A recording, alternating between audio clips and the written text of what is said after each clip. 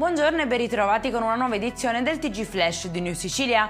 In apertura tragedia all'alba sulla strada statale 113 tra Partinico e Alcom. Uno scontro tra un'auto e un trattore è costato la vita a un uomo di 62 anni deceduto a causa del violento impatto.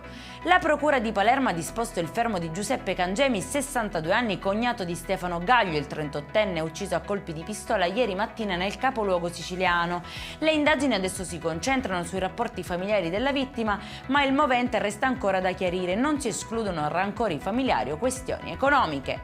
Assolti gli 11 imputati dell'inchiesta Qualunque Mente, la Corte d'Appello di Catania ha prosciolto l'ex sindaco di Priolo Antonello Rizza, alcuni assessori e dirigenti comunali accusati di voto di scambio e concussione per presunti sussidi sociali usati come leva elettorale. Tra gli assolti anche il parlamentare regionale Carlo Auteri.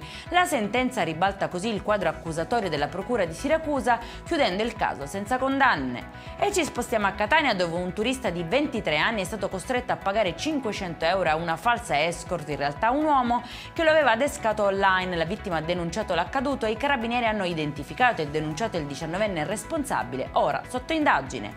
E in chiusura l'ASP di Siracusa lancia Over 65, un servizio di telemedicina per seguire i pazienti dopo il ricovero nelle strutture sanitarie del territorio. Al centro c'è l'app Visita Smart sviluppata da Medical Cloud, che permette di connettere pazienti e operatori sanitari, analizzare dati clinici con l'intelligenza artificiale e attivare tempestivamente medici e infermieri in caso di parametri anomali.